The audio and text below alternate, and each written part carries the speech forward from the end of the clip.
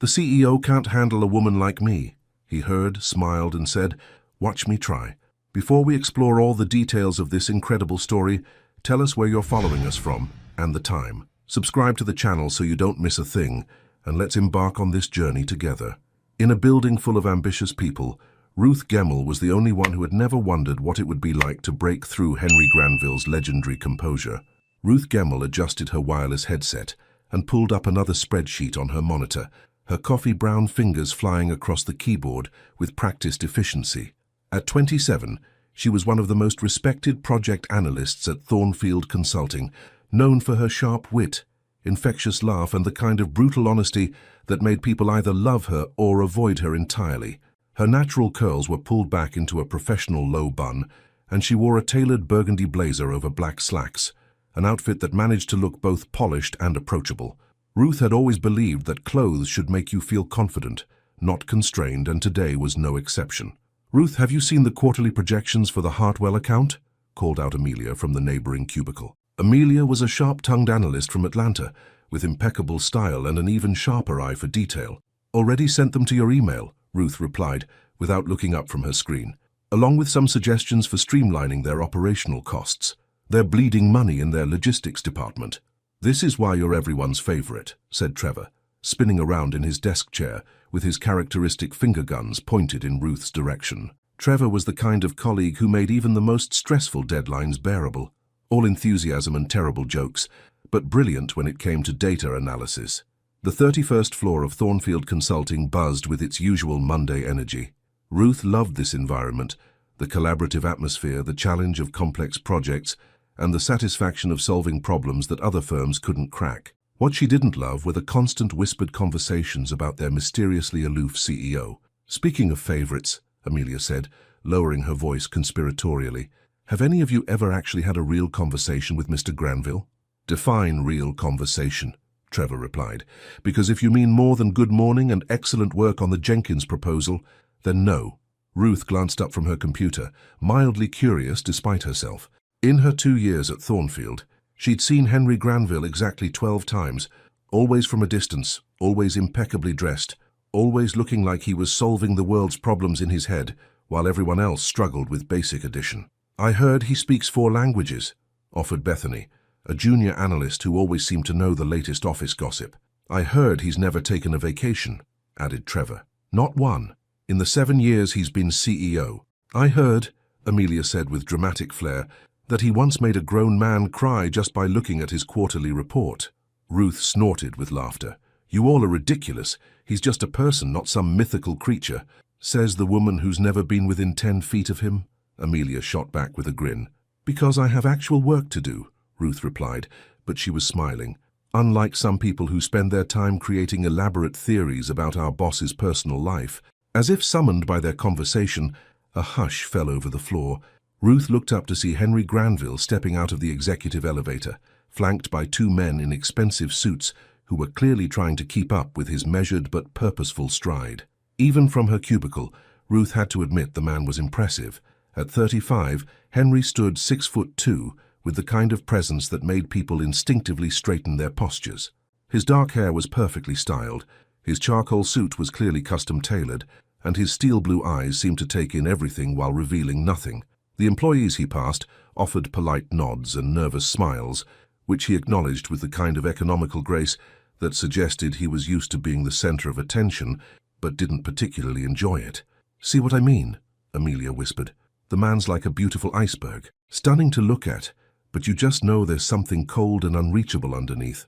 Ruth watched as Henry paused at the reception desk to speak with Jennifer, their conversation too distant to hear but clearly professional. There was something about his posture, perfectly controlled, almost rigid, that made Ruth wonder if he ever relaxed, ever laughed, ever did anything spontaneous or impulsive. "He's probably never been surprised by anything in his entire life," she murmured, more to herself than to her colleagues. "What was that?" Trevor asked. "Nothing," Ruth said, turning back to her computer, just thinking out loud. But as she watched Henry disappear back into the executive elevator, Ruth found herself genuinely curious about the man behind the reputation. Not romantically curious, she had no interest in pursuing someone so clearly out of reach, but intellectually curious. What made someone so controlled, What would it take to crack that legendary composure? "Hey Ruth," Bethany called out, "are you going to the holiday party Friday night?" Ruth looked up, grateful for the distraction. "Wouldn't miss it? Why?" "Just wondering if you think Mr. Ice King will actually show up this year. Last year he made an appearance for exactly 23 minutes. "Someone timed him?" Ruth asked, incredulous. "Trevor did," Amelia admitted with a laugh. "It was for research purposes," Trevor protested. "I had a theory about maximum social exposure tolerance for introverted CEOs. Ruth shook her head, grinning. "You people need hobbies." "This is our hobby," Amelia said cheerfully, "trying to figure out if our CEO is actually human or some kind of sophisticated business android." As the day wore on, Ruth found herself occasionally glancing toward the executive floor whenever she walked past the windows that offered a view of the 32nd level. She told herself it was idle curiosity, nothing more. After all, Henry Granville was an enigma, and Ruth had always been drawn to puzzles. What she didn't know was that 30 floors above, Henry Granville was reviewing project reports and finding himself particularly impressed by the innovative analysis submitted by a certain project analyst named Ruth Gemmell. Her work was exceptional, thorough, creative, and refreshingly direct in its recommendations. And what neither of them could have predicted was that in just 4 days at the annual holiday party, a simple joke and an overheard conversation would set in motion a series of events that would challenge everything they thought they knew about themselves and each other. Because sometimes the most powerful forces in the universe are the ones we never see coming, and sometimes the most controlled people are the ones most in need of someone brave enough to surprise them. Sometimes the most ordinary Tuesday can be the calm before the most extraordinary Friday. Ruth walked into the office Tuesday morning carrying 2 coffee cups from the little shop around the corner, her favorite burgundy scarf wrapped snugly around her neck to ward off Boston's early December chill. The gesture wasn't unusual. She often brought coffee for colleagues when someone was having a rough week, but today her target was Amelia, who had been stressed about the upcoming client presentation. "You're an angel," Amelia said gratefully, accepting the steaming cup. "I've been here since 6 trying to perfect these slides, and I think I'm starting to see numbers in my sleep." "That's what friends are for," Ruth replied, settling into her desk chair and powering up her computer. "Besides, I know you'd do the same for me." Trevor rolled over in his desk chair, looking hopeful. "Any chance that coffee delivery service extends to devastatingly handsome male analysts who forgot to stop for caffeine this morning?" "Nice try," Ruth laughed, "but you're on your own, Romeo." As the morning progressed, Ruth found herself more productive than usual, powered by a strange energy she couldn't quite explain. Maybe it was the approaching holidays, or maybe it was the fact that Friday's party promised to be the most elaborate event Thornfield had ever hosted. The company had spared no expense this year: a fancy venue, live music, and an open bar that was already the talk of every floor. "Have you decided what you're wearing Friday?" Bethany asked during their lunch break, her voice carrying the excitement of someone who lived for social events. "I have a few options," Ruth replied, though truthfully she'd been thinking about it more than she cared to admit. There was something about company parties that brought out everyone's competitive side, not just professionally, but personally too. "I heard they're doing actual assigned seating this year," Amelia said, unwrapping her sandwich, "like a real fancy dinner party." "Please tell me they're not putting us at the kids' table," Trevor groaned dramatically. "Relax," Ruth said with a grin. "I'm sure they'll seat us with people who can appreciate your unique brand of charm." "Speaking of charm," Bethany said with a mischievous glint in her eye, "I wonder if our mysterious CEO will actually mingle this year, or if he'll just make his usual 20-minute appearance and disappear." Ruth looked up from her salad, curious despite herself. "What's he usually like at these things?" "Professional, polite, completely untouchable," Amelia replied. "Last year, Janet from accounting tried to make conversation with him about her daughter's college graduation, and he listened with this perfectly pleasant expression and said all the right things, but you could tell he was mentally calculating quarterly projections the entire time." "Maybe he's just shy," Ruth suggested, though she wasn't sure why she was defending someone she'd never actually met. Trevor snorted. "Ruth, the man runs a multinational consulting firm. Shy people don't typically command boardrooms filled with Fortune 500 executives." "Fair point," Ruth conceded, "but still there has to be more to him than the robot persona everyone talks about." "You seem awfully interested in our enigmatic leader," Amelia observed with a knowing smile. Ruth felt heat rise in her cheeks. "I'm not interested. I'm just curious. It's like working in a building with a celebrity you never actually see." "Well," Friday's your chance, Bethany said excitedly. I heard from Margaret, his assistant, that he's planning to stay for the entire event this year. Apparently the board thinks it's good for company morale. The rest of the week passed in a blur of project deadlines and party preparation. Ruth found herself paying more attention to office gossip than usual, picking up details about Henry Granville that painted a picture of a man who was brilliant, demanding, and utterly dedicated to his work. She learned that he arrived at the office every morning at 6:30 sharp, that he preferred his coffee black, and that he'd once worked through an entire weekend to personally review a proposal that could have waited until Monday. She also learned that, despite his reputation for being cold and distant, he'd quietly arranged for the company to pay for an employee's daughter's medical treatment when insurance wouldn't cover it. "The man's a walking contradiction," Amelia said Thursday afternoon as they prepared to leave for the day. "Ice cold one minute, secretly generous the next." "Maybe he's just private," Ruth suggested. "Some people don't like to broadcast their good deeds." "Or maybe," Trevor said with exaggerated drama, "he's actually a secret romantic who's just waiting for the right woman to melt his frozen heart." "Trevor, you watch too many movies," Ruth laughed, but something about the comment stuck with her as she rode the subway home. That evening, Ruth stood in her bedroom, staring at her closet with the kind of intensity usually reserved for major life decisions. She'd narrowed it down to 3 dresses: a safe black number that was professional and elegant, a deep burgundy dress that brought out the warmth in her skin, and a stunning midnight blue gown that she'd bought on impulse but never had occasion to wear. "The midnight blue one," Destiny said decisively from her position on Ruth's bed, where she was providing expert consultation via video call from her apartment across town. "Definitely the midnight blue one." "It's not too much?" Ruth asked, holding the dress up to herself in the mirror. "Honey, you work for one of the most successful consulting firms in Boston. Nothing is too much. Besides," Destiny added with a grin, "if you're going to finally meet the mysterious Mr. Granville face to face, you might as well make an impression." "I'm not trying to make an impression," Ruth protested, though her tone lacked conviction. "Uh-huh, and I'm not trying to get promoted to senior marketing director." "Ruth, baby, there's nothing wrong with wanting to look stunning. Just don't pretend it's purely professional." Ruth examined herself in the mirror, imagining how she'd look in the elegant ballroom, surrounded by colleagues and clients. For some reason, she found herself wondering what Henry Granville would think when he saw her. Not that it mattered, of course. They'd probably exchange polite pleasantries at most. "Fine," she said finally. "The midnight blue dress it is." "Excellent choice." "And Ruth?" "Yeah?" Destiny's smile was warm and encouraging. "Whatever happens Friday night, just be yourself. You're amazing exactly as you are." As Ruth hung up the phone and laid out her chosen outfit for the next evening, she couldn't shake the feeling that Friday was going to be more significant than just another company party. There was an electricity in the air, a sense of anticipation that had nothing to do with free cocktails and fancy hors d'oeuvres.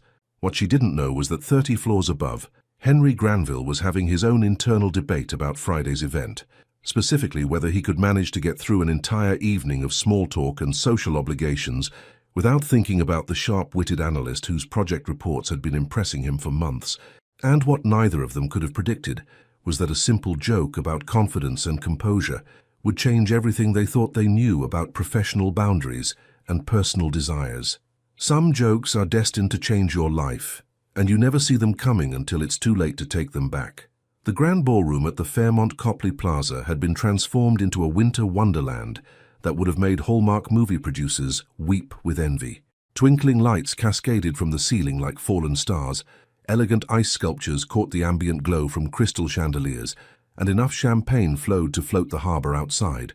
Ruth stood at the entrance, smoothing down her midnight blue dress one final time, and had to admit that Thornfield Consulting knew how to throw a party. The dress had been the right choice. She could feel it in the way the silk moved against her skin, in the confidence that seemed to radiate from her very core. The deep blue brought out the golden undertones in her coffee-brown skin, and the cut was sophisticated enough for a corporate event, while still making her feel undeniably feminine. "Girl, you look absolutely stunning," Destiny said, appearing at her side in a gorgeous burgundy gown that complemented her radiant dark skin perfectly. "If that mysterious CEO of yours doesn't notice you tonight, the man needs his eyes checked," Ruth laughed, adjusting her small evening clutch. "I'm not here to be noticed by the CEO, Des. I'm here to celebrate a successful year with my colleagues." "Uh-huh," Destiny replied with a knowing smirk. "And I'm here for the intellectual conversation. Ruth, honey, you've been talking about this man for weeks without even realizing it." Before Ruth could protest, Trevor appeared with Amelia close behind, both looking festive and clearly having pre-gamed the evening with a few cocktails. "There are our beautiful queens," Trevor called out, executing an elaborate bow that nearly sent him tumbling in his perfectly fitted tuxedo. "Ready to see if our Ice King actually knows how to have fun?" "Trevor," Amelia warned, though she was grinning in her elegant black gown. "Remember, that's still our boss you're talking about. Tonight he's just another guy in a tux," Trevor declared with the confidence of someone who'd had exactly 2 glasses of champagne. "Speaking of which, have you seen him yet?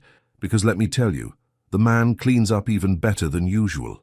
Ruth tried to appear casual, though her heart had already started beating faster. "I'm sure Mr. Granville looks very professional." Destiny shot her a look that clearly said, "You are the worst liar in the history of lying." But before she could comment, a subtle shift in the room's energy caught their attention. Conversations became slightly more subdued, postures straightened almost imperceptibly, and several heads turned toward the grand staircase that curved down into the ballroom. Henry Granville appeared at the top of the marble steps, and Ruth's breath caught in her throat. If she'd thought he was impressive in his daily business attire, seeing him in formal wear was like discovering that a beautiful painting had been hiding another masterpiece underneath. His black tuxedo was clearly custom-tailored, emphasizing his broad shoulders and lean frame while somehow making him look both more powerful and more approachable. His dark hair was styled with just enough casual elegance to suggest he was human after all, and when his steel blue eyes swept the room, Ruth felt an unexpected flutter in her chest. For just a moment, those eyes seemed to find hers across the crowded ballroom, and Ruth could have sworn time stopped. Then Henry was moving down the staircase with his usual measured grace, immediately surrounded by board members and important clients who clearly wanted to monopolize his attention.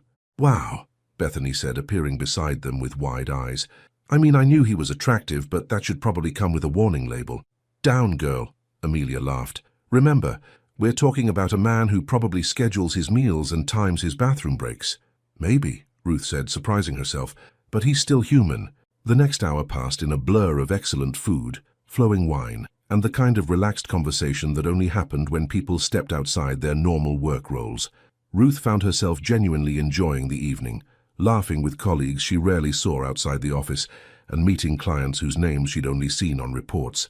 But through it all, she remained acutely aware of Henry's presence. He moved through the room like a consummate professional, making conversation with various groups, always saying the right thing, always perfectly composed. Yet there was something almost lonely about it, Ruth thought, like he was performing rather than participating. It was during a lull in the evening's program, when the band had taken a break and people were gathering in smaller groups around the various bars, that Ruth found herself near the elegant windows overlooking Boston's twinkling skyline. She was chatting with a group of colleagues when the conversation took an unexpected turn. "I still can't believe he's staying for the whole event this year," Bethany was saying, gesturing subtly toward where Henry stood in conversation with several board members. "Usually he's gone before dessert is served." "Maybe he's finally learning to relax," suggested someone from the accounting department. Trevor snorted with laughter. "Relax? We're talking about a man who probably color codes his sock drawer and has never had a spontaneous moment in his entire life." "Oh, come on," Amelia said, though she was grinning. "He's not that bad. Intimidating, yes, completely controlled, absolutely, but there has to be some warmth under all that perfection." "I don't know," said Jennifer from reception, who had joined their group. "I've worked here 15 years and I've never seen him lose his composure. Not once. The man is like a machine." "Exactly," Trevor said, warming to his theme. "I bet there isn't a woman in this room who could crack that legendary self-control. The guy's unshakable." Ruth felt that familiar spark of mischief rising in her chest, the same feeling she got whenever someone made an absolute statement that begged to be challenged. Maybe it was the champagne, or maybe it was weeks of curiosity about the mysterious CEO, but something made her speak up. "That's quite a challenge, Trevor," she said, her voice carrying clearly in the group. Everyone turned to look at her, and Ruth suddenly realized she had their complete attention. There was no backing down now. "I mean, you're probably right," she continued, surprised by her own boldness. "Mr. Granville clearly has extraordinary self-control, but no one is completely unshakable." "Oh, really?" Trevor asked, his eyes lighting up with the prospect of a debate. And what exactly do you think it would take to ruffle those famous feathers? Ruth glanced across the room to where Henry stood, looking every inch the powerful CEO in his perfectly tailored tuxedo. He was listening intently to something one of the board members was saying, his expression politely interested but completely unreadable. I don't know, Ruth said with a shrug that was pure performance. Someone who isn't intimidated by all that perfection, I suppose. Someone willing to treat him like a regular person, instead of putting him on a pedestal. But what kind of person could actually get to him? Bethany pressed, clearly enjoying the speculation.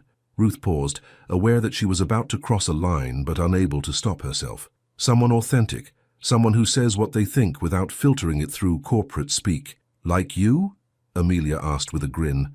Ruth felt heat rise in her cheeks, but she maintained her composure. Like anyone who isn't afraid to be real around him, though honestly, she paused dramatically, fully committed to the joke now. I bet he couldn't handle someone like that for more than 5 minutes. 5 minutes? Trevor laughed. Ruth, I think you're being generous. I bet he wouldn't last 2 minutes with a woman who actually challenged him. The group erupted in laughter, and Ruth grinned, caught up in the playful energy. You're right, she said, her voice carrying clearly. A man like that, used to everyone tiptoeing around him, he wouldn't last 2 minutes with someone who actually had the nerve to. 2 minutes, is it? The voice was unmistakably deep, controlled, and coming from directly behind her. Ruth's blood turned to ice water as she slowly turned around. Henry Granville stood less than 3 feet away, having approached their group while returning from the restroom. His steel blue eyes were fixed on her with an intensity that made her feel like a butterfly pinned to a board, and there was something in his expression, amusement mixed with challenge, that made her realize he'd heard every word. The group around her had gone completely silent, their laughter dying as if someone had flipped a switch. Ruth could feel her heart hammering against her ribs, could hear the blood rushing in her ears, could sense every eye in their immediate vicinity turning to watch what would happen next. Henry stepped closer, his movements unhurried and completely controlled. When he spoke, his voice was quiet enough that only their group could hear, but it carried clearly in the sudden silence. 2 minutes, he repeated thoughtfully, as if testing the words. That's quite a specific time frame, Ms. Gemmell. Ruth opened her mouth to speak, to apologize, to explain that it had just been a joke, but no words came out. She was drowning in those blue eyes, in the slight smile that played at the corners of his mouth, in the sudden realization that she had just publicly challenged the CEO of her company. Henry tilted his head slightly, studying her with the kind of focus usually reserved for quarterly reports and merger negotiations. I have to admit, I'm curious about your methodology. How exactly did you arrive at that particular assessment? The question hung in the air between them, loaded with implications that Ruth wasn't sure she understood. Was he angry? Amused? Offended? His expression gave away nothing, and she realized with a sinking feeling that she was about to find out exactly what happened when Ruth Gemmell's mouth got ahead of her brain. She began, then stopped, her usual confidence deserting her completely. Henry's smile widened just a fraction, and something that might have been genuine amusement flickered in his eyes. Because I have to tell you, Ms. Gemmell, I think you might be wrong. And in that moment, with the entire group watching and her heart pounding like a drum, Ruth realized that she had just stumbled into something far more complicated and dangerous than a simple office joke. Because the way Henry was looking at her now, like she was a puzzle he actually wanted to solve, suggested that her 2-minute assessment was about to be put to the test. Some conversations change the trajectory of your entire life, and they always happen when you least expect them. The silence stretched between them like a taut wire, and Ruth could feel every eye in their immediate vicinity watching the exchange with the kind of fascination usually reserved for reality TV drama. Henry's challenge hung in the air, polite, professional, and absolutely loaded with implications that made her pulse race. Wrong? Ruth managed to find her voice, though it came out slightly breathier than she'd intended. About what, specifically? Henry's smile was subtle but unmistakably real, transforming his usually controlled expression into something that was both more human and infinitely more dangerous. About the 2 minutes, he said quietly, his voice pitched low enough that their conversation felt intimate despite the crowd around them. I have a feeling I might surprise you. The group around them exchanged glances that ranged from shocked to delighted, clearly sensing they were witnessing something unprecedented. Trevor looked like he might faint from the drama of it all, while Amelia was practically vibrating with barely contained excitement. Ruth felt heat rise in her cheeks, but something in Henry's tone, playful rather than offended, gave her the courage to rally. "Is that so?" she asked, lifting her chin with a confidence she didn't entirely feel. "And what makes you think that?" "Experience," Henry replied smoothly, echoing her earlier words back to her. "In my line of work, I've learned that assumptions are often incomplete." The way he said it made Ruth wonder if they were still talking about the same thing. There was something in his eyes, a warmth she'd never seen before mixed with what looked suspiciously like genuine amusement, that suggested this conversation had moved far beyond her original joke. "Well," Ruth said, surprising herself with her boldness, "I suppose there's only one way to find out who's right." Henry raised an eyebrow, his expression shifting to something that might have been intrigue. "Is that a challenge, Miss Gamble?" Before Ruth could respond, Trevor stepped forward with the kind of enthusiasm that only came from someone who'd had just enough champagne to think he was being helpful. "Actually," he said, his voice carrying clearly, "this is fascinating from a psychological perspective. Ruth here is our resident expert on reading people. She's the one who predicted the Morrison Industries merger 3 months before it was announced." "Trevor," Ruth warned, but he was already in full presentation mode. "And Mr. Granville," Trevor continued, turning to Henry with the fearless confidence of someone who clearly hadn't thought this through. "Everyone knows you're, well, let's say emotionally efficient.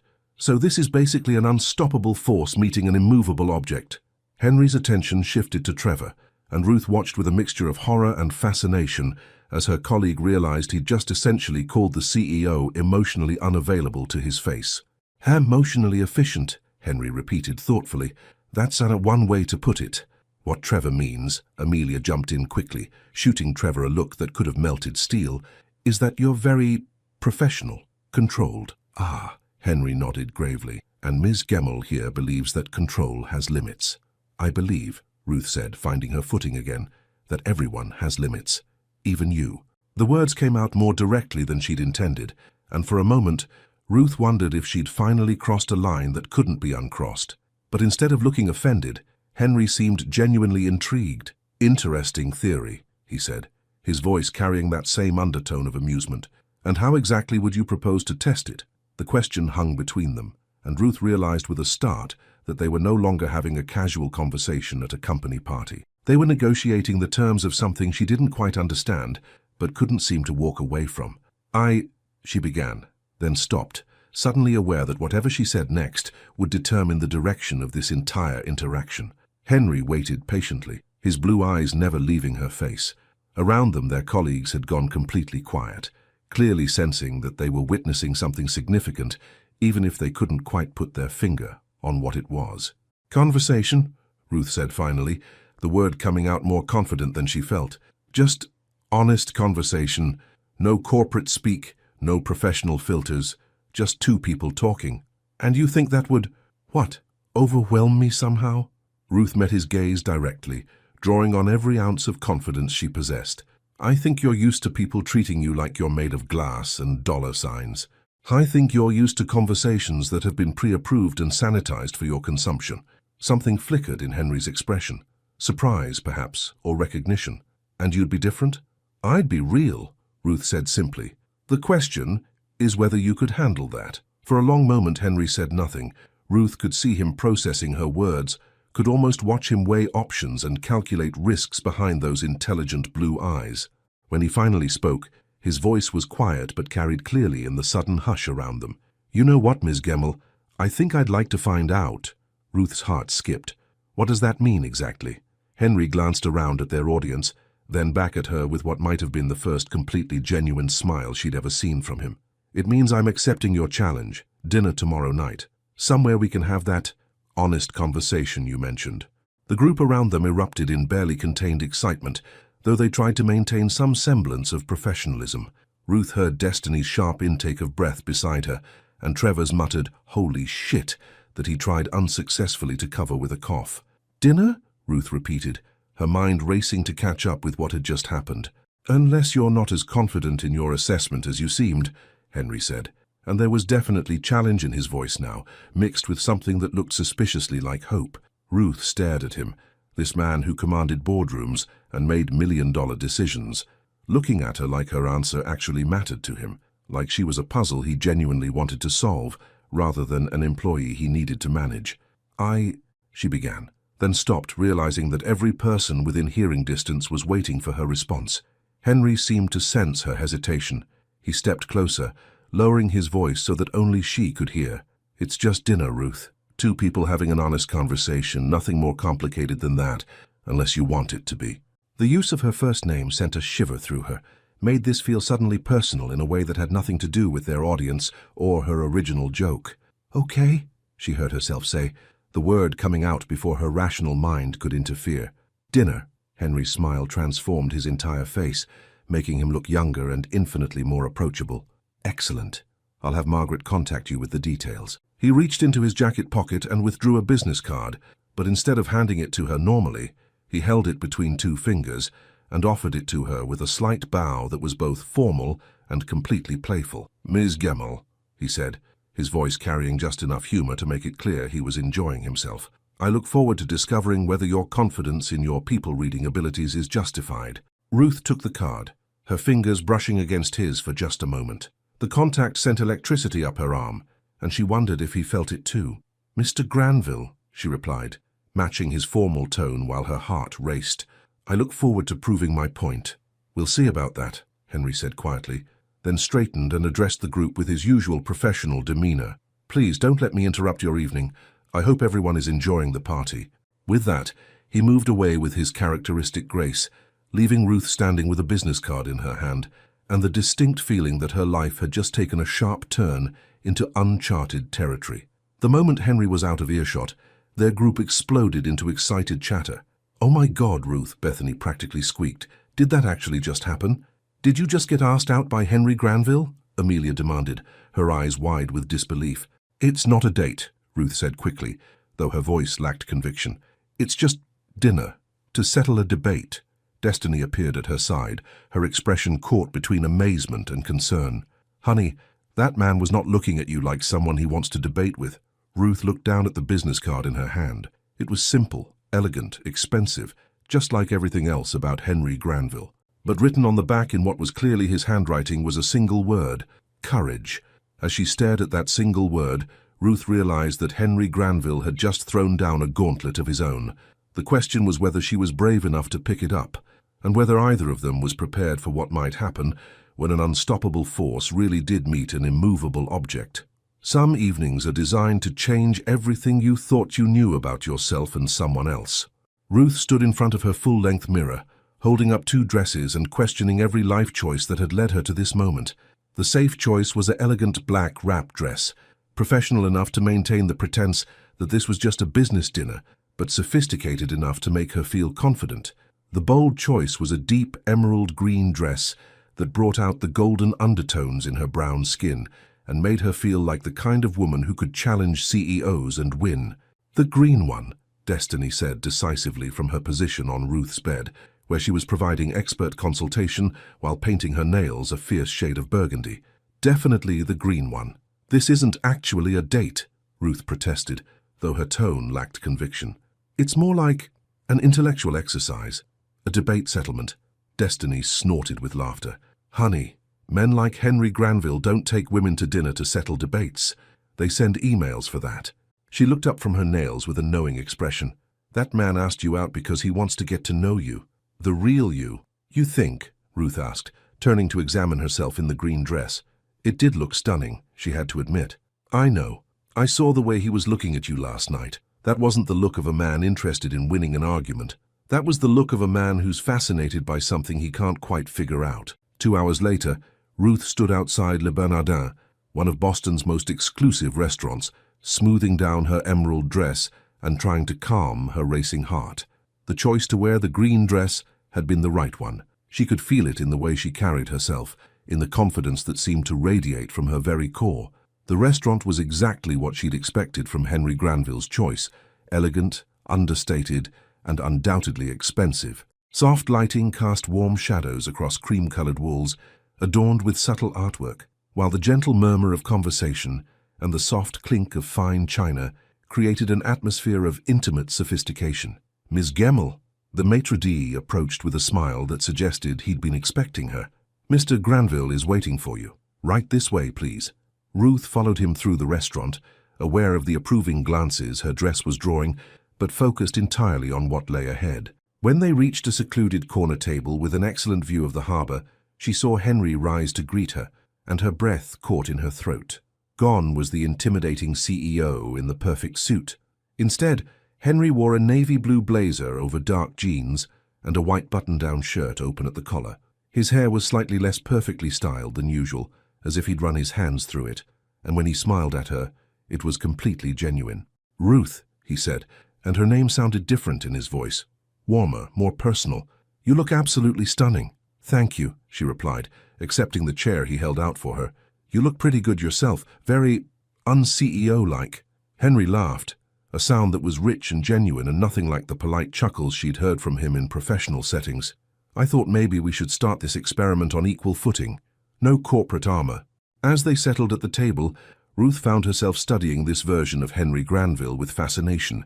Without the formal suit and the boardroom setting, he looked younger, more approachable, undeniably attractive in a way that had nothing to do with power or prestige. "So," Henry said after they'd ordered wine and studied their menus, "tell me about this theory of yours, the one about me not being able to handle honest conversation." Ruth leaned back in her chair, meeting his gaze directly. "It's not that you can't handle it, it's that you've probably never experienced it. When you're the most powerful person in every room you enter, people tend to curate their interactions with you." "Curate?" Henry repeated thoughtfully. "That's an interesting way to put it. Think about it," Ruth continued, warming to her theme. "When was the last time someone disagreed with you? Really disagreed, not just offered a polite alternative perspective?" Henry was quiet for a moment, considering. "Longer ago than I'd care to admit," he said finally. "And when was the last time someone told you you were wrong about something?" "Are you about to?" Henry asked with a smile that was both amused and challenging. "Probably," Ruth replied without hesitation. "I have very strong opinions about most things, and I'm not particularly good at keeping them to myself." Their wine arrived, and Ruth watched as Henry went through the tasting ritual with practiced ease.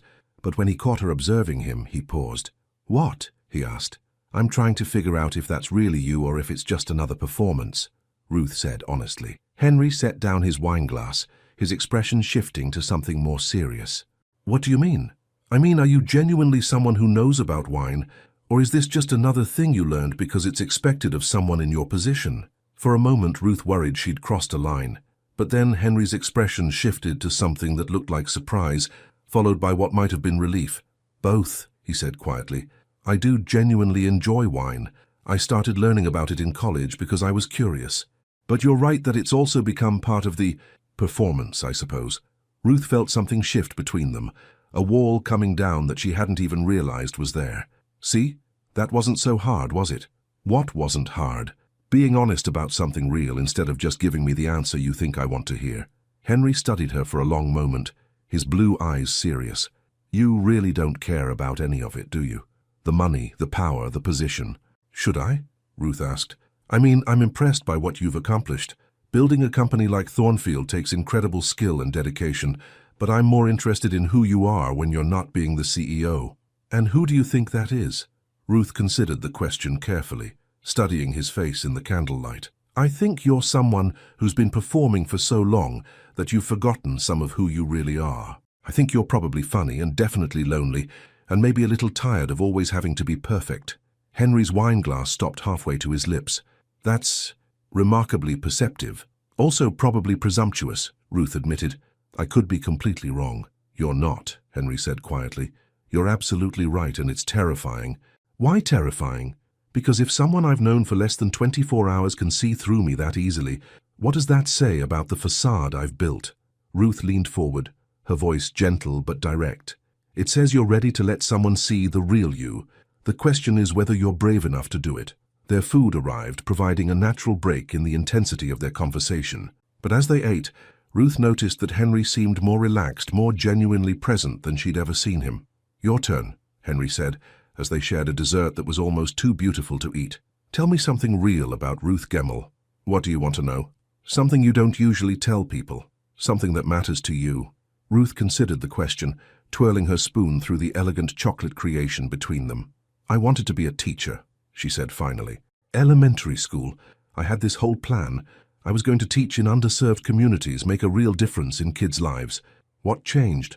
Reality, I suppose. Student loans, the need for a steady income, the pressure to use my analytical skills in something more practical. She looked up at him with a slight smile. Turns out I'm good at reading numbers and trends, but what I really love is reading people. Is that what you're doing with me? Reading me? I'm trying to understand you, Ruth said honestly. You're complicated. Complicated how? You're this incredibly successful, powerful man who seems to have everything anyone could want. But there's something in your eyes that looks almost sad, like you're successful at everything except the things that really matter. Henry set down his spoon, his expression shifting to something vulnerable. And what do you think really matters? Connection, authenticity, having someone who sees you for who you really are and likes you anyway. Is that what you're offering? Henry asked quietly. Ruth met his gaze directly, feeling the weight of the moment. I'm offering honesty. The rest, we'll have to see. As they sat there in the soft candlelight, sharing dessert and truths that neither of them usually revealed, Ruth realized that her 2-minute assessment had been completely wrong. Henry Granville wasn't someone who couldn't handle authenticity. He was someone who'd been starving for it, and the way he was looking at her now, like she was offering him something precious and rare, made her wonder if she was ready for whatever came next. Some discoveries change everything you thought you knew about falling in love. Ruth walked into the office Monday morning with a secret smile playing at her lips, and the kind of glow that came from spending a Saturday evening discovering that your assumptions about someone were beautifully, completely wrong. The emerald dress had been carefully hung in her closet, but the memory of Henry's genuine laughter, his vulnerable admissions, and the way he'd looked at her when she'd challenged his carefully constructed facade lingered like the most perfect perfume. Someone looks like they had an excellent weekend, Amelia observed, as Ruth settled at her desk, her usual Monday morning grumpiness notably absent. Just a good night's sleep, Ruth replied, though she couldn't quite suppress her smile. Trevor rolled over in his desk chair, studying her with the intensity of someone who lived for office drama.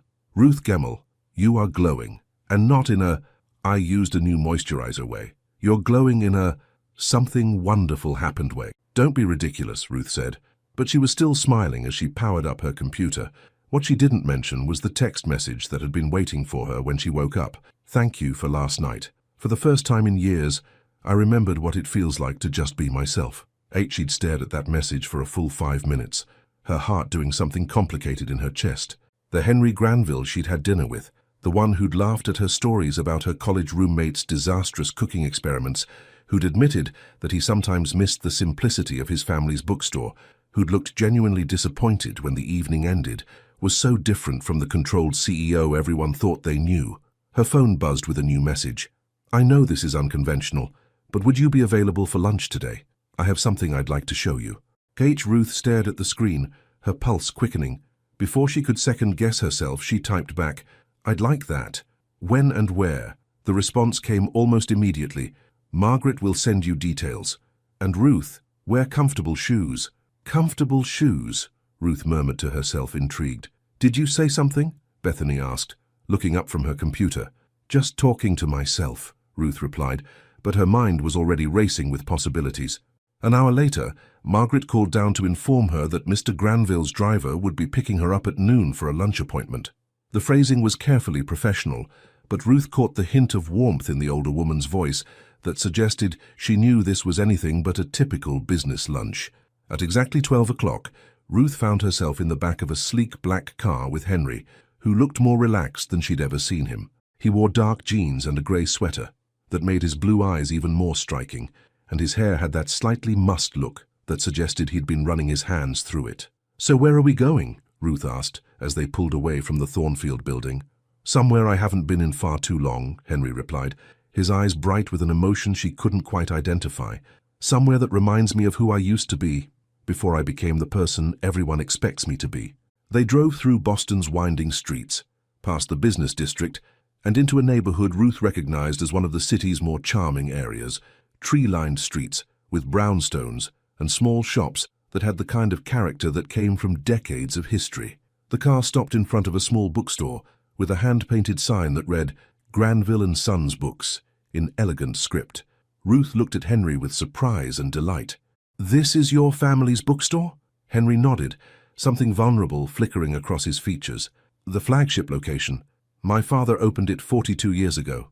He paused, studying the familiar storefront. I haven't been inside in almost 3 years. Why not?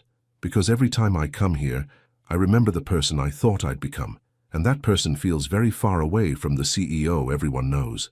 Ruth reached over and touched his hand gently. Maybe it's time to introduce those two people to each other. The inside of the bookstore was exactly what Ruth had imagined, cozy and warm, with floor-to-ceiling shelves, comfortable reading chairs, and the kind of atmosphere that made you want to spend hours browsing. The scent of old books and fresh coffee created an ambience that was both intellectual and homey. "Henry," a woman's voice called out from behind the register. Ruth turned to see a petite woman with silver-streaked brown hair and eyes that were unmistakably related to Henry's. "I can't believe it.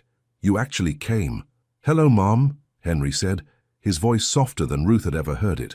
The transformation was immediate. His posture relaxed, his expression became genuinely warm, and suddenly Ruth could see the young man he must have been before corporate responsibility shaped him into the controlled executive she'd first met. "And you brought a friend," his mother continued, turning to Ruth with a smile that was both curious and welcoming. "Mom, this is Ruth Gemmell." "Ruth, my mother, Eleanor Granville." "It's wonderful to meet you, Mrs. Granville," Ruth said, extending her hand. "Please call me Eleanor. And it's wonderful to meet you too, dear. Henry never brings friends to the store." She shot her son a meaningful look. "In fact, Henry never brings anyone anywhere. He's become far too serious since he took over that consulting business." "Mom," Henry said, but he was smiling. "Don't mom me. You used to love this place. You used to spend hours here, reading everything we had about ancient civilizations and economic theory. Now you show up once every few years looking like you've forgotten how to relax." Ruth watched this exchange with fascination, seeing a side of Henry she'd never imagined. Here, surrounded by books and his mother's gentle teasing, he looked like a completely different person. Younger, more open, undeniably more himself. "Why don't I show Ruth around while you catch up with your mother?" Henry suggested, but Eleanor waved them both toward the back of the store. "Nonsense, I want to hear all about how you two met. And Ruth, I want to know what you've done to make my son smile like that." They spent the next 2 hours wandering through the store, with Eleanor regaling Ruth with stories about Henry's childhood, how he'd organize his toys by historical period, how he'd once tried to start a lending library in their garage, how he'd read voraciously but always with a focus on understanding how societies rose and fell. "He was going to be a professor, you know," Eleanor said, as they sat in the small cafe area with coffee and homemade cookies. "Had his whole dissertation planned out about the economic factors in the decline of the Roman Empire." "What changed?" Ruth asked, though she suspected she knew the answer. "Life," Henry said quietly. "Responsibility. The realization that sometimes you have to choose between what you want and what your family needs." Ruth saw the flash of old pain in his eyes and understood suddenly why he carried himself with such careful control. He'd given up his dreams to save his family's legacy, had transformed himself into someone he'd never planned to become. "But you know what?" Eleanor said, reaching over to squeeze her son's hand. "I think he's starting to remember who he really is, and I have a feeling," she looked meaningfully at Ruth, "that has something to do with present company." As they walked back through the store, Ruth found herself seeing Henry in an entirely new light. This wasn't just the successful CEO who commanded boardrooms. This was a man who'd sacrificed his own dreams for his family, who'd built walls around himself to protect against the disappointment of becoming someone he'd never planned to be. "Thank you," Henry said quietly as they stood among the history section, surrounded by the books he'd once dreamed of studying professionally, "for coming here with me, for meeting my mother, for—" He paused, searching for words. "For helping me remember." "Remember what?" "That the person I used to be doesn't have to be incompatible with the person I've become." He turned to face her fully, his blue eyes serious and warm. "Yesterday at dinner, you asked me who I am when I'm not being the CEO. I think I'm starting to remember." Ruth felt her heart skip at the intensity in his gaze. "And who is that?" "Someone who believes that the most important things in life can't be measured in quarterly reports. Someone who thinks that understanding people is more valuable than understanding profit margins. Someone who—" He paused, stepping closer. "Someone who hasn't felt this interested in another person in longer than he cares to admit." The words hung between them in the quiet bookstore, honest and vulnerable and completely sincere. Ruth realized that this was what she'd been challenging him to find, Not just honesty about business or surface-level authenticity, but the courage to acknowledge what he really wanted from life. "Henry," she began, but he shook his head gently. "I know this is complicated. I know there are professional considerations and power dynamics, and a dozen reasons why this might not be wise. But Ruth," he reached out to touch her hand, his fingers warm and slightly trembling. "I can't pretend that dinner last night was just about settling a debate, and I can't pretend that bringing you here today was just about showing you my family's business." Ruth looked into his eyes and saw everything he wasn't saying, hope and uncertainty, and the kind of longing that came from someone who'd been professionally successful but personally isolated for far too long. "Then don't pretend," she said quietly. "Be real. Tell me what you actually want." Henry's smile was slow and genuine and completely transformative. "I want to see where this goes. Carefully, honestly, but hopefully.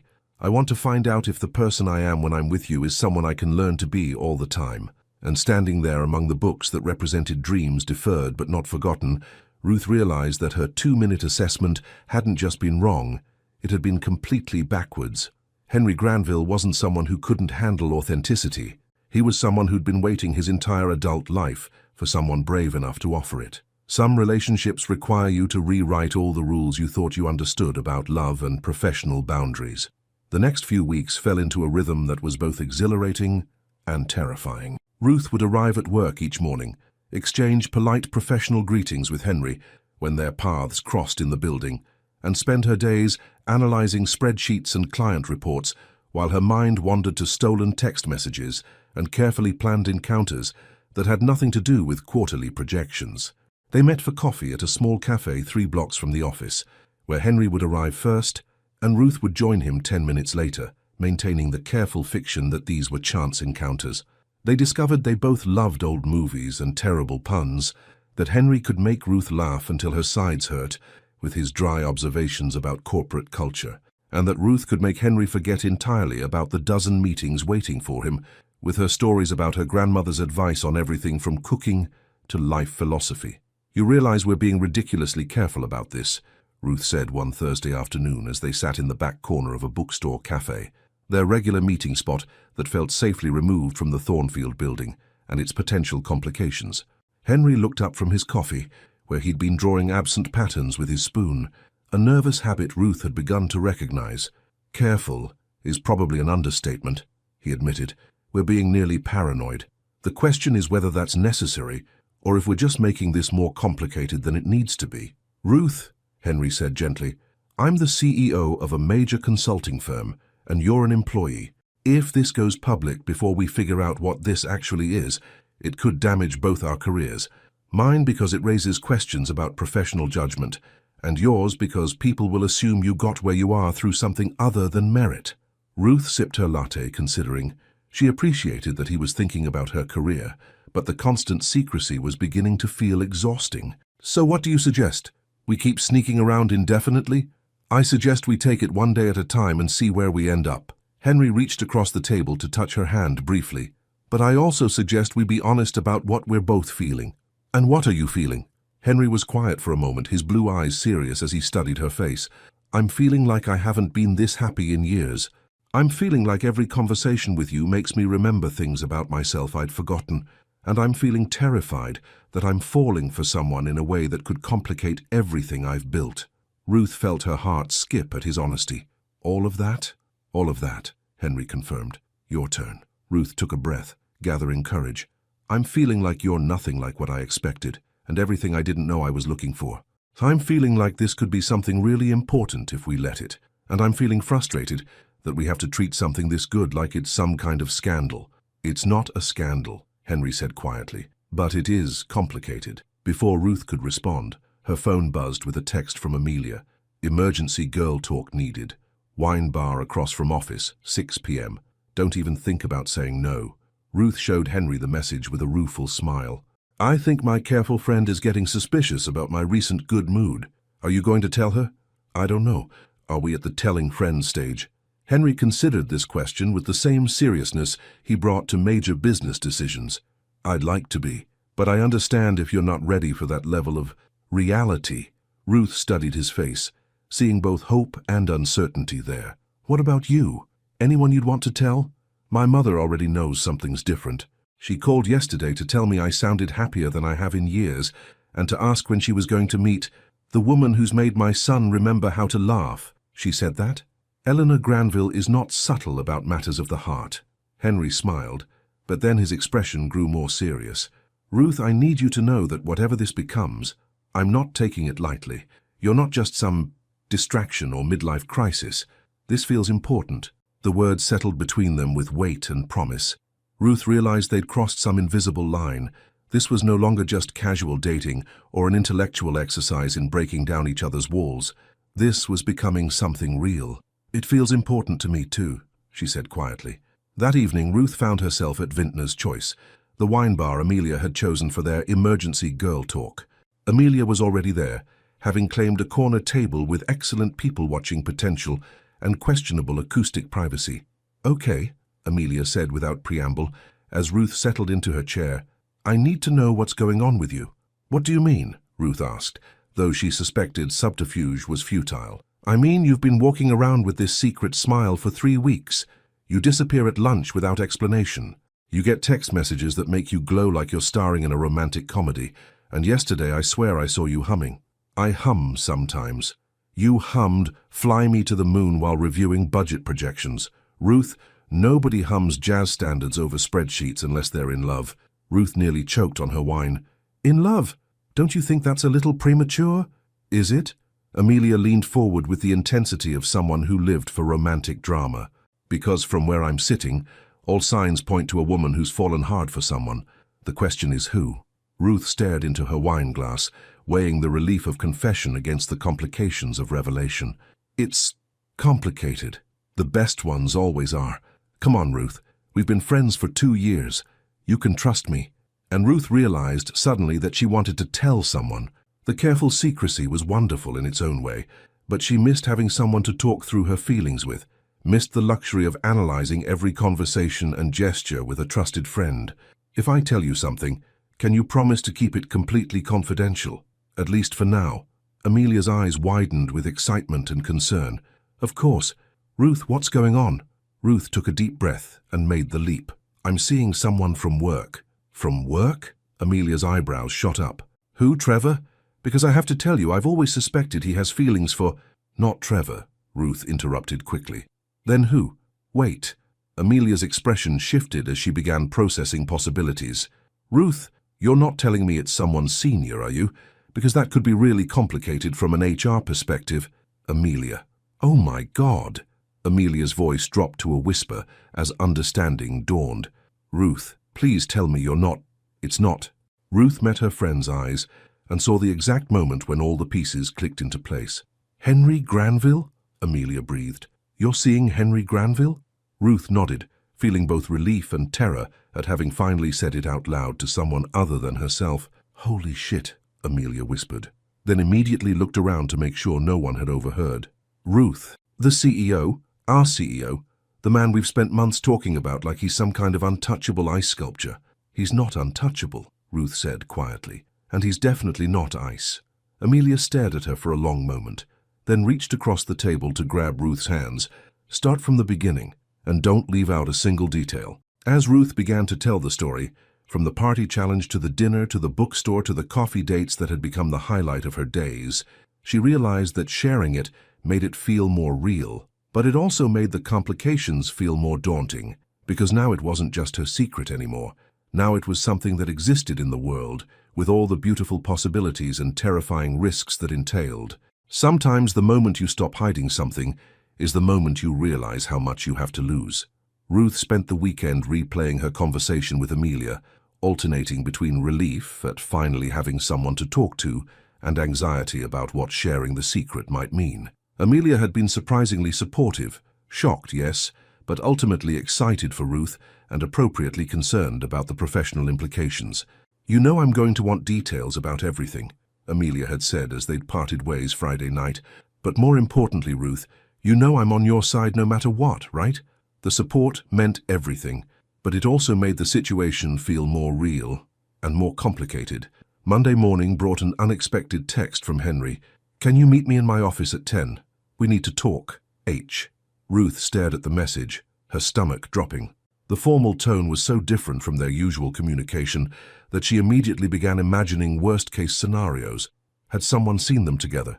Had word gotten back to the board? Was he ending things before they got more complicated? At exactly 10 o'clock, Ruth knocked on Henry's office door, her professional mask firmly in place despite the way her heart was racing.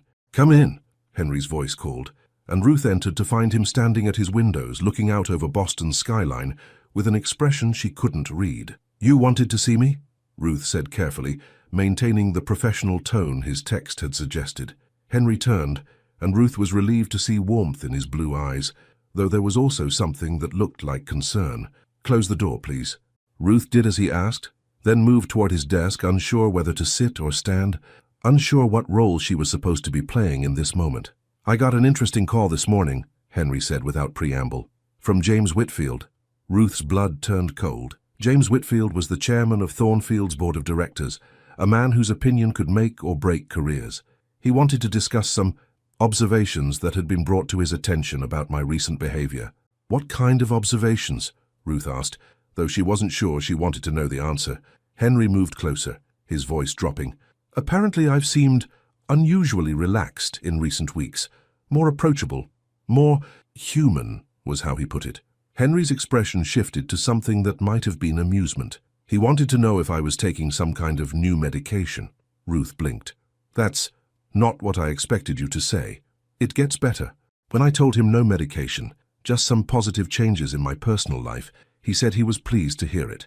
Apparently the board has been concerned for years that I was too isolated, too focused on work at the expense of personal happiness. "They've been concerned about your personal happiness. According to James, a CEO who has no life outside the office is a CEO who's headed for burnout. He said they've been hoping I'd find some kind of personal fulfillment that might make me less likely to work myself into an early grave." Ruth processed this information, feeling a mixture of relief and confusion.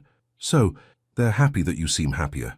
Henry nodded, but his expression grew more serious. "But here's the thing, Ruth. James also mentioned that there have been some questions about who might be responsible for this positive change. A few people have noticed that we've both been absent from the building at similar times. Margaret has been deflecting questions about my lunch schedule, and apparently Trevor mentioned to someone in HR that you've been mysteriously cheerful lately." Ruth felt her stomach drop again. Trevor talked to HR, not maliciously. He was apparently just making conversation about how nice it was to see you so happy, but it got people thinking. Ruth sank into one of the chairs facing Henry's desk, the weight of the situation settling over her. "So what does this mean? Are we in trouble?" Henry moved to sit in the chair beside her rather than behind his desk, a gesture that felt both intimate and reassuring. "I don't think we're in trouble exactly, but I think we're at a crossroads." "What kind of crossroads?" Henry was quiet for a moment, choosing his words carefully. "The kind where we have to decide whether we're going to keep sneaking around indefinitely or whether we're going to acknowledge that this is something real and worth the complications." Ruth studied his face, seeing determination mixed with uncertainty. "And what do you think we should do?" "I think," Henry said slowly, "that I'm tired of pretending you're just another employee when you've become the most important part of my day. I think I'm tired of careful choreography and secret meetings when what I really want is to take you to dinner at a nice restaurant without worrying about who might see us." Ruth felt her heart skip. "Henry, I know it's asking a lot. I know there will be gossip and speculation and probably some uncomfortable conversations with HR. But Ruth, I also know that what we have is worth it." He reached over to take her hand. "The question is whether you think so too." Ruth looked down at their joined hands, then back up at his face. She saw hope there and vulnerability, and the kind of quiet determination that had probably made him successful in business, but felt entirely personal in this moment. "I do think it's worth it," she said quietly, "but I'm scared about what it might mean for my career, for both our careers." "So am I," Henry admitted, "but I'm more scared of losing this because we're too afraid to fight for it." Before Ruth could respond, Margaret's voice came through the intercom. "Mr. Granville, I'm sorry to interrupt, but you have the Morrison Industries conference call in 5 minutes. Henry closed his eyes briefly, clearly frustrated by the intrusion of reality. "Thank you, Margaret, I'll be ready." He turned back to Ruth, his expression urgent. "I know this is a lot to process. I know I'm asking you to take a leap of faith with me. But Ruth," he squeezed her hand gently, I don't want to hide anymore. I want to see where this goes when we don't have to pretend it's not happening. Ruth stared at him, this man who commanded boardrooms and made million-dollar decisions, looking at her like her answer was the most important thing in the world. What exactly are you proposing? She asked. I'm proposing we stop sneaking around. I'm proposing we have an honest conversation with HR about our relationship and make sure we're following all the appropriate protocols. I'm proposing we stop letting fear make our decisions for us. Ruth felt something shift inside her, a wall of caution crumbling in the face of his sincerity. And then what? Henry's smile was slow and genuine and completely transformative. And then, I'd like to take you to dinner Saturday night. Somewhere nice, somewhere public, somewhere I can hold your hand without worrying about who might see us. Ruth looked into his eyes and saw everything she'd been hoping for. Courage and commitment, and the kind of certainty that came from someone who'd finally decided what really mattered to him. Okay, she heard herself say, the word coming out stronger than she'd expected. Let's stop hiding. Henry's expression lit up like sunrise. Really? Really? But Henry? Ruth squeezed his hand. If we're going to do this, we're going to do it right. Professional protocols, clear boundaries at work, and absolutely no special treatment, because we're whatever we are. Agreed, Henry said immediately, though I should probably mention that whatever we are is starting to feel like something pretty serious to me. Ruth felt warmth spread through her chest. It feels pretty serious to me, too. As they sat there in his office, hands joined and hearts aligned, Ruth realized that they'd just made a decision that would change everything. But for the first time since this all began, she wasn't afraid of the change. She was ready for it. Some moments require more courage than others, and the moment you stop hiding your happiness is often the scariest of all. Saturday evening arrived with the kind of crisp December air that made Boston look like a postcard, and Ruth stood in front of her mirror for the third time, second-guessing her outfit choice. She'd finally settled on a deep burgundy dress that was elegant enough for whatever upscale restaurant Henry had chosen, but comfortable enough that she wouldn't spend the evening tugging at the fabric or worrying about walking in heels that were too high. Her phone buzzed with a text. I'm outside. Take your time, but I should mention that I'm nervous enough for both of us. H. Ruth smiled, feeling some of her own anxiety ease. There was something reassuring about knowing that Henry, who commanded boardrooms and negotiated million-dollar deals without breaking a sweat, was nervous about their first real date. She grabbed her coat and headed downstairs, where she found Henry leaning against a sleek black car, looking devastating in a charcoal suit that emphasized his tall frame and broad shoulders. When he saw her, his face lit up with the kind of smile that made her remember why she'd been willing to take this leap in the first place. You look incredible, he said, moving forward to help her with her coat. The gesture was both chivalrous and intimate, and Ruth found herself appreciating this more relaxed version of Henry, still polished and put together, but without the careful armor of his CEO persona. You clean up pretty well yourself, Ruth replied, allowing herself to really look at him now that they weren't hiding. Though I have to say, you look almost relaxed.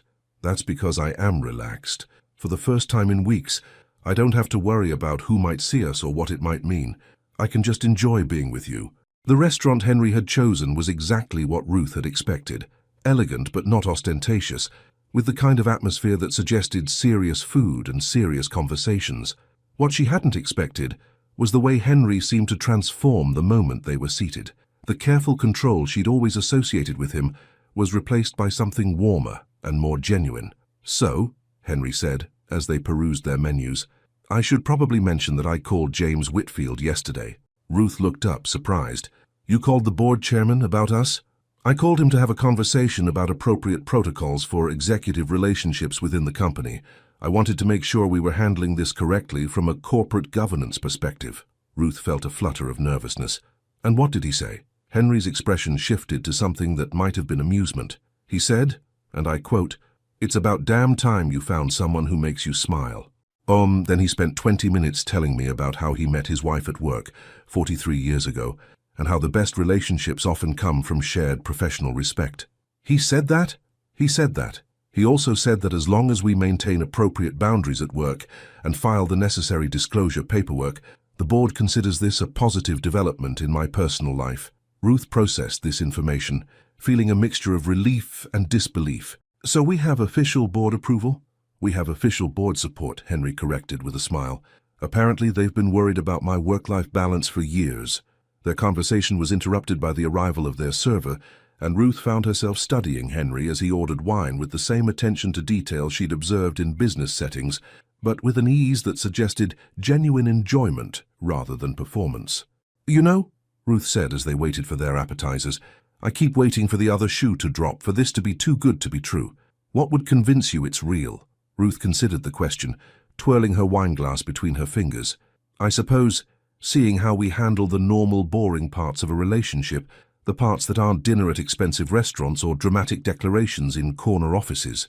Henry leaned forward, his blue eyes serious. "What kind of normal, boring parts?"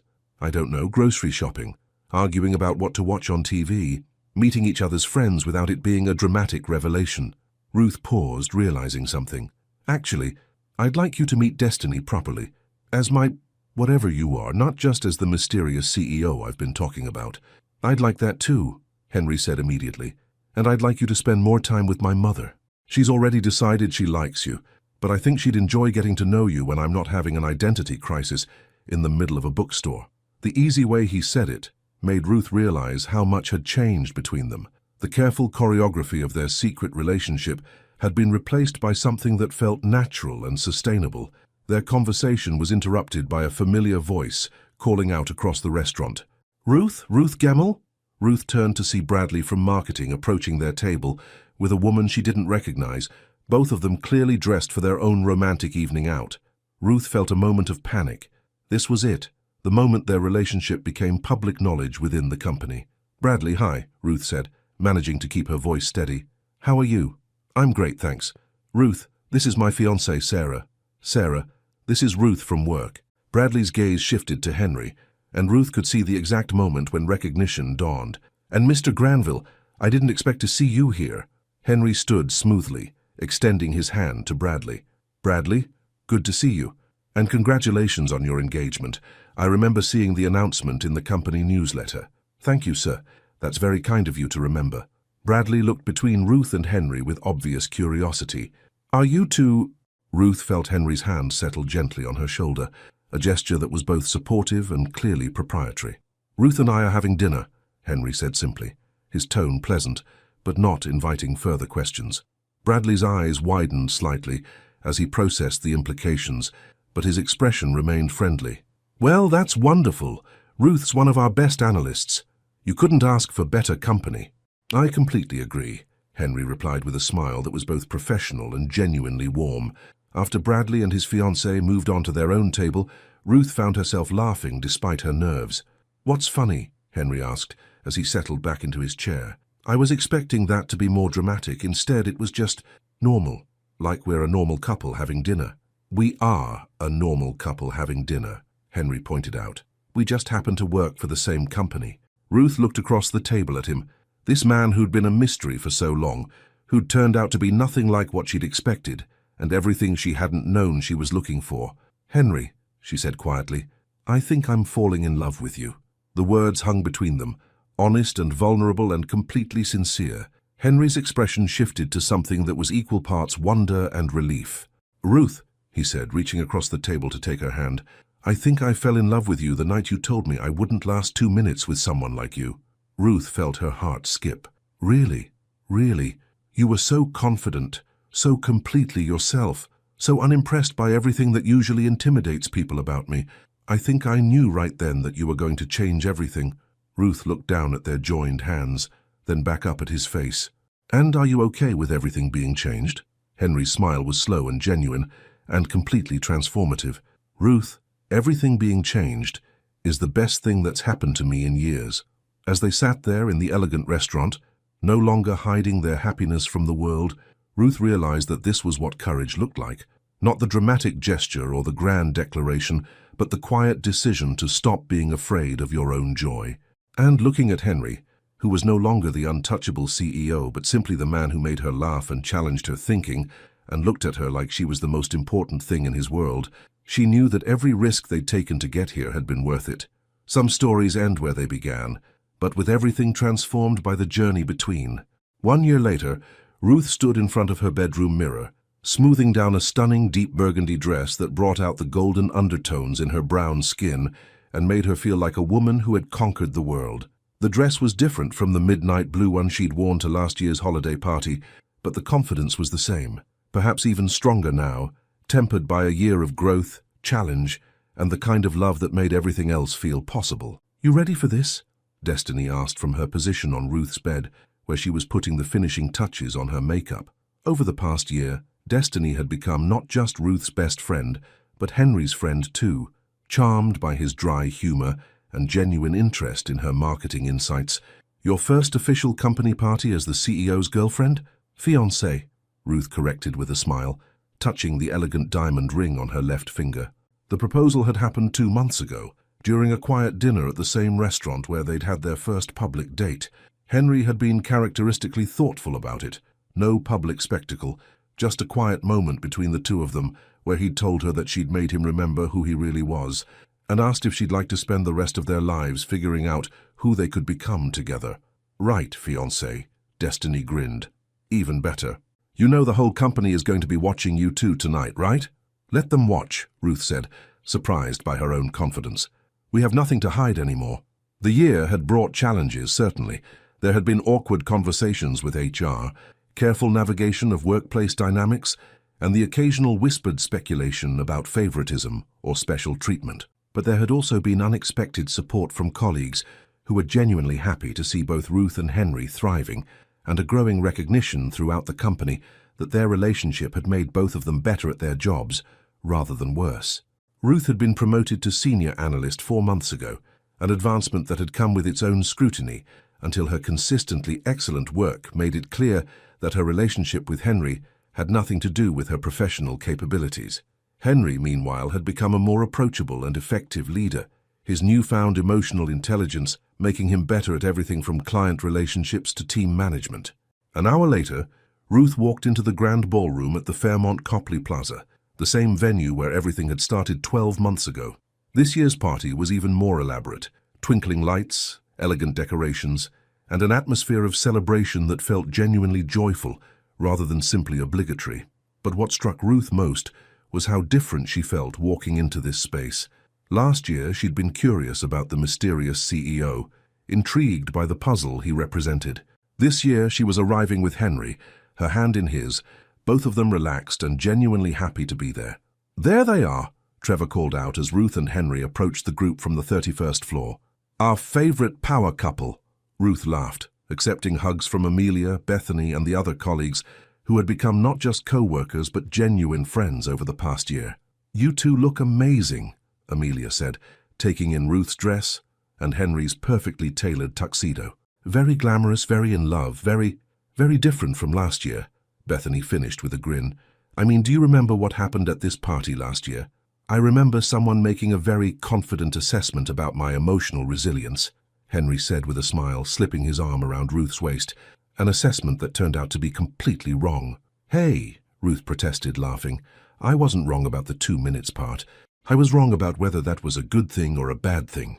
The group laughed, and Ruth marveled at how natural this felt, joking about their origin story with colleagues who had witnessed its beginning, standing with Henry in public without any anxiety about who might see them or what it might mean. "Speaking of which," Trevor said with theatrical seriousness, "I feel like I should take some credit for this whole romance. If I hadn't started that conversation about our unflappable CEO..." "Trevor," Henry said with mock solemnity, "you can absolutely take credit for starting the conversation, but I think Ruth deserves credit for finishing it." Ruth looked up at Henry, remembering that night a year ago when she'd been so confident in her assessment of his character, so certain that he couldn't handle someone who was real and direct, and unimpressed by his carefully constructed persona. She'd been right about one thing: he hadn't been able to handle it. But instead of being overwhelmed, he'd been liberated.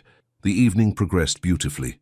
Ruth and Henry danced together without any of the careful choreography that had marked their early relationship, laughed with colleagues who had become friends, and enjoyed the rare pleasure of being completely themselves in public.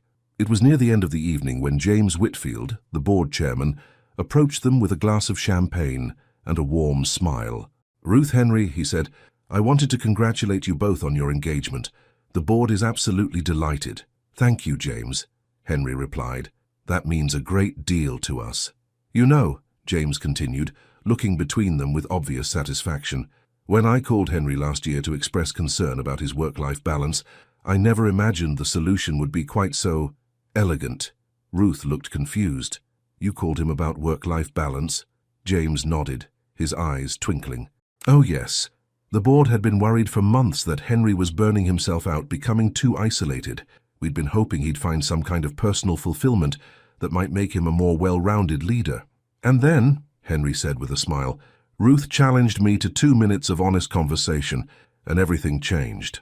2 minutes that turned into a lifetime, Ruth added, looking up at Henry with the kind of open affection that would have terrified her a year ago. As James moved on to mingle with other guests, Ruth and Henry found themselves alone for a moment, near the windows that overlooked Boston's sparkling skyline. Can I tell you something? Henry said quietly, taking her hands in his. Always. A year ago, standing in this same room, I was the most successful and loneliest man in Boston. I had everything I thought I wanted, and nothing that actually mattered. He paused, his blue eyes serious and warm. You didn't just crack my composure, Ruth. You saved my life. Ruth felt tears prick at her eyes. You saved mine too. You helped me remember that being authentic isn't something to apologize for. It's something to celebrate. Henry leaned down to kiss her softly, a gesture that was both intimate and completely natural. Around them, the party continued, but for a moment it felt like they were the only two people in the world. So, Henry said as they broke apart, any regrets about taking on that 2-minute challenge? Ruth laughed, thinking about everything that had led them to this moment. The risks they'd taken, the walls they'd broken down, the courage they'd found to be vulnerable with each other. Just one, she said with a mischievous smile. What's that? I should have asked for 3 minutes.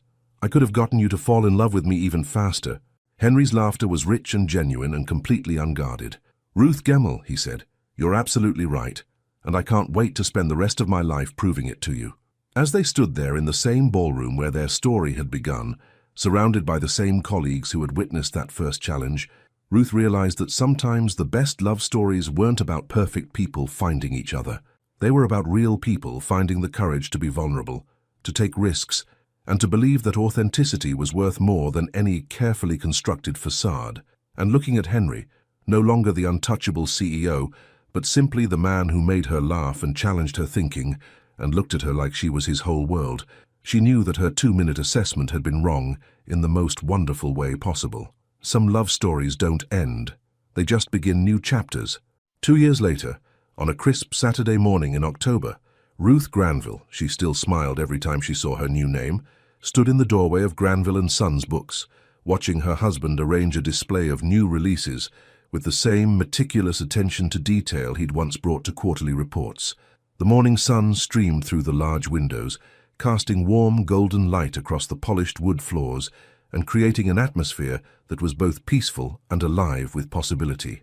Henry had made the decision 6 months after their wedding, a beautiful ceremony in Eleanor's garden, surrounded by family, friends, and colleagues who had become their chosen family. He'd announced to the board that he was stepping down as CEO to pursue other interests, recommending his successor and ensuring a smooth transition that protected both the company and his reputation. Are you sure about this? Ruth had asked him the night before he'd submitted his resignation letter. They'd been sitting in their apartment. Henry's penthouse had become theirs after the wedding, talking through the implications of such a dramatic career change. I've never been more sure of anything, Henry had replied, taking her hands in his. Ruth, I've spent 15 years building a company and a reputation that impressed everyone, but never made me truly happy. I want to build something that matters, something that feels like who I really am. And so they'd bought the bookstore from Eleanor, who had been ready to retire but reluctant to sell to strangers. Henry had thrown himself into learning the business with the same intensity he'd once brought to corporate acquisitions, while Ruth had negotiated a remote working arrangement with Thornfield that allowed her to maintain her career while helping with the bookstore's marketing and financial management. You're staring, Henry said without looking up from his book display, but Ruth could hear the smile in his voice. I'm appreciating, Ruth corrected, moving into the store and settling behind the register where she'd been helping Eleanor with the morning routine. There's a difference. Henry straightened and turned to face her, and Ruth felt her heart skip the way it still did when he looked at her with that particular combination of love and mild amusement that had become so familiar over the past 2 years. Appreciating what, exactly? Appreciating how happy you look when you're doing something you actually love, Ruth said honestly. You light up differently here than you ever did in a boardroom. It was true.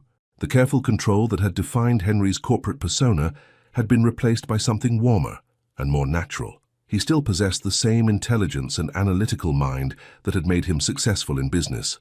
But now those qualities were directed toward understanding customer preferences, curating book selections, and creating the kind of community space that made people want to linger over coffee and conversation. The door chimed as their first customer of the day entered, Mrs. Chen, a regular who came in every Saturday morning to browse the fiction section and chat about whatever book she'd finished that week. "Good morning, Mrs. Chen," Henry called out with genuine warmth. "I set aside that new mystery novel you mentioned last week. It came in yesterday." "Oh, wonderful. You're so thoughtful, Henry." "And Ruth, how are you, dear?" Ruth smiled, marveling at how natural this felt. The easy interaction with regular customers, the sense of being part of a community, the simple pleasure of helping people find books they'd love. It was so different from the high-stakes world of corporate consulting, but it felt real in a way that her previous career sometimes hadn't. As Mrs. Chen browsed and Henry helped her select her next few reads, Ruth found herself thinking about the journey that had brought them here. The woman who had challenged a CEO to 2 minutes of honest conversation had never imagined she'd end up married to that CEO and running a bookstore together. But then again, she'd never imagined that the controlled, intimidating Henry Granville would turn out to be someone who remembered customer preferences and lit up when discussing the economic factors that led to the fall of ancient civilizations with anyone who showed interest.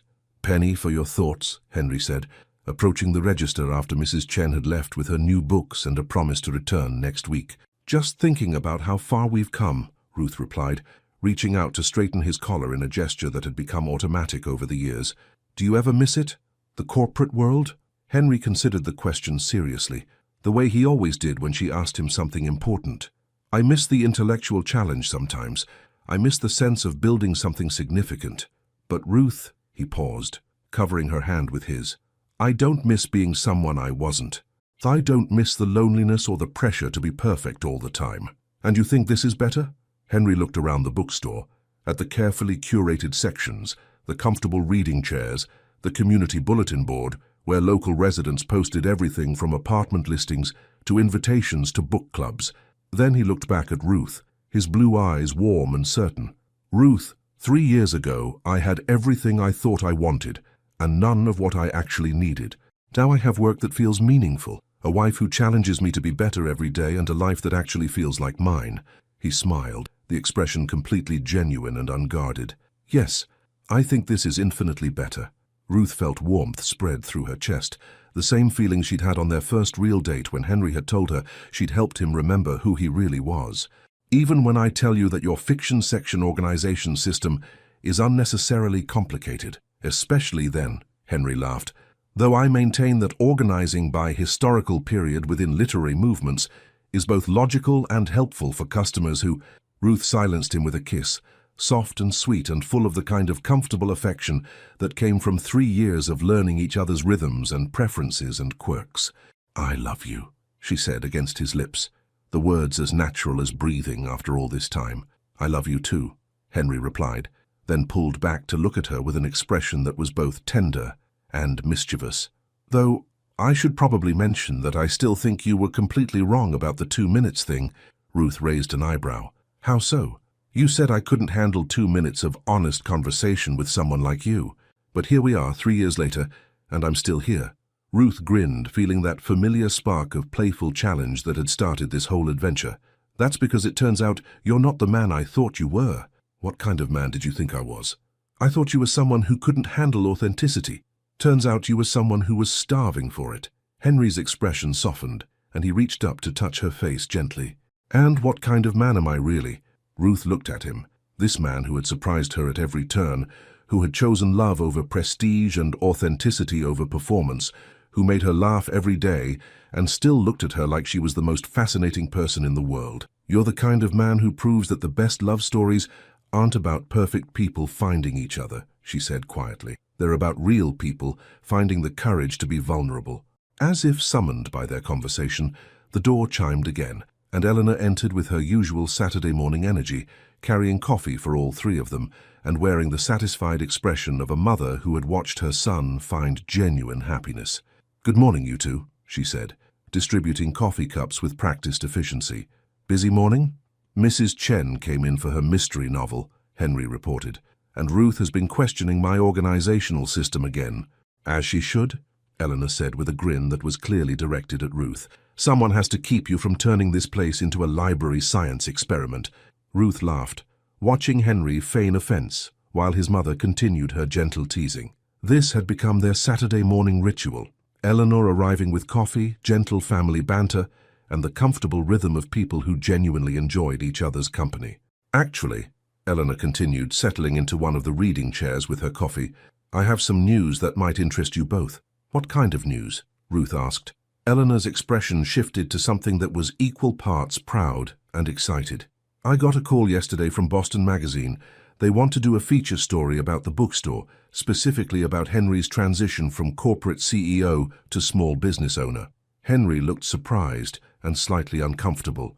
"A magazine story? Eleanor, I don't think—" "Before you say no," Eleanor interrupted, "you should know that they're specifically interested in the story of how finding the right person can help someone find their authentic path in life." Ruth felt her heart skip. "They want to write about us? They want to write about how love can transform not just relationships, but entire life trajectories. About how sometimes the most successful people are the ones who have the courage to redefine success on their own terms." Henry and Ruth exchanged glances, and Ruth could see him weighing the implications. The corporate Henry would have been concerned about public perception, professional reputation, carefully controlled messaging. But this Henry, the man who had learned to prioritize authenticity over image, looked thoughtful rather than anxious. "What do you think?" he asked Ruth. Ruth considered the question, thinking about the journey that had brought them here. "I think our story might help other people realize that it's never too late to choose courage over comfort." Henry's smile was slow and certain. "Then let's tell it." And as they sat there in the bookstore that had become both their livelihood and their legacy, surrounded by books that told countless other love stories, Ruth realized that theirs was still being written. Not in dramatic gestures or corporate boardrooms, but in quiet Saturday mornings and shared coffee, and the daily choice to keep being real with each other. Some love stories, she thought, were worth more than 2 minutes. Some love stories were worth a lifetime. Final message. Thank you for joining Ruth and Henry on their journey from that first challenge at the company party to this quiet morning in their bookstore. Their story reminds us that the best relationships aren't built on perfection, but on the courage to be authentic with someone who sees and loves who we really are. What did this story teach you about the power of authenticity in love? Your participation means a lot to the channel. Please share your thoughts in the comments. Thank you so much for watching until the end. If you enjoyed this story, don't forget to subscribe to the channel, leave a like, and comment your thoughts. Your participation is very important to us. See you next time.